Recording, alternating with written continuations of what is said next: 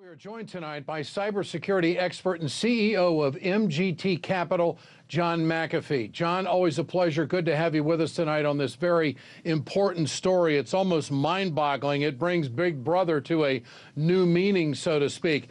Your thoughts on what you have heard reported so far and what you know about this breach? Well, first of all, it's good to be back again. I'm always happy to be on RT. The whole thing is horrific. First and foremost, I'd like to thank Julian Assange for bringing this to the attention of the American public. You know, counter to what the CIA and FBI would like to do to Julian, I would like to give him a medal. But of all the things, and no one has talked about this yet, of all the things that trouble me most about this hack, is that the CIA has confirmed that they knew of zero-day exploits years in advance of the manufacturers of this software finding out. Zero-day exploits are faults within software that can allow hackers and malicious code to get in. So basically, by not fixing those faults, it puts the customers of Google, Apple, Microsoft, and many other American manufacturers, it puts them at risk. It puts the reputation of the manufacturer at risk, and it costs us all billions of dollars. So my question is this. I mean, I understand why the CIA is doing this. They don't want these zero-day exploits to fall into the hands of the enemy, because the enemy then will take advantage of it. But seriously, aren't we doing the same thing as having a bunch of ill people in our population? And the CIA has a boatload of penicillin, which could cure us. But they're not going to give it to us because the enemy may get access to it. Do you see the horror of this? There's no question about it. Tell me about the CIA Umbrage Group. Now, they can copy programs, use them, and they can leave a footprint to point elsewhere, such as another entity doing work, where blame comes in, i.e. Russia, got into the NSA, got into, the hacking of the DNC. What about that? Well, see, I've been saying this all along. I was the lone voice in the wilderness the last time I was on RT, just a couple of months ago, saying that it cannot possibly be the Russians for a number of reasons. But yes, the CIA and the Russians and all hackers can place into their malware indicators that makes it look like somebody else. For example, the DNC hack had traces of the Russian language in it. It had compile times that matched the business hours in Moscow. It used techniques that Russian hackers used.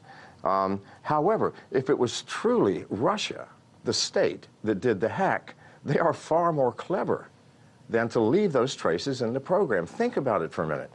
Also, the program was a year and a half old, so more than likely it was some 15-year-old kid somewhere, or maybe the CIA, but it could not have been Russia. And I've kept saying that over and over, and thank the Lord. The CIA has confirmed that that is exactly how it works, that they make it look like somebody else.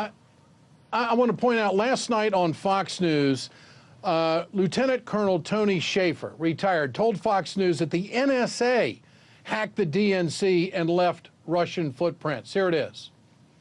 ATP 2829, the so-called Russian tool that we used to hack the DNC. Sean, we did it. Not me, but our guys. Former members of NSA, retired intelligence officers, use these tools to break in there and get the information out. That's what the Democrats don't want to talk about because it doesn't fit their narrative. You know that for a fact? You know the Democrats did it, or that former operatives did it, using the malware techniques that they put the Russians' fingerprints on it and make it appear like the Russians. In other words, you're telling me this whole Russian story that the media has been running with for months and months and months, and that it was our people that did it, and they just put the fingerprints of the Russians on it? That's right.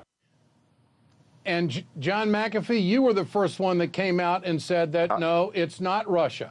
Now, we've got Capitol Hill. I said it on RT itself. Go ahead. Absolutely. Absolutely. You've got people in a frenzy on Capitol Hill about investigations pointing the fingers. What fixes this, in your opinion? Where do we go to fix this? we need a new paradigm. We need a totally new paradigm. I mean, something I would, you know, if John O'Brennan and Michael Hayden, who were the past CIA directors under Obama, if they were here, I mean, I would like to say, shame. Shame on you. You are supposed to be the shepherd for the flock of American citizens, to protect us. And yet you kept from us all of those things, these zero-day exploits, for years, while we suffered and lost billions and our industry's credibility went down. What were you thinking? Yeah. What were you thinking? John, what other kind of programs do you think the CIA would have that maybe we don't know about? Well, probably the same thing that all sophisticated hackers have, whether they're state-associated or not. I'd like to point something out that's really important that people forget. When we talk about cyber warfare, we're talking about a different world than nuclear war, for example. First of all, cyber warfare can be many times more devastating than nuclear war, in a horrible way. And yet the weapons, like I understand there was over $100 billion put over the past 8 years put into the CIA's hacking division by the Obama administration. And that was, by the way, just taken, okay?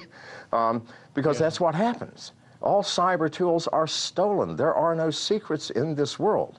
Because as sophisticated as the CIA is at developing weaponized software, they are just as ignorant of cybersecurity measures because we have none in this world. They knew at some point it would be taken. And this time next year, it's going to be on the dark web, and a 15-year-old kid can buy the entire set for $100. This is the reality. This is the tragic John McAfee, situation always that a we are pleasure in. to have you with us on RT America. I appreciate it so much. Thanks for being with us this evening. Yes, sir.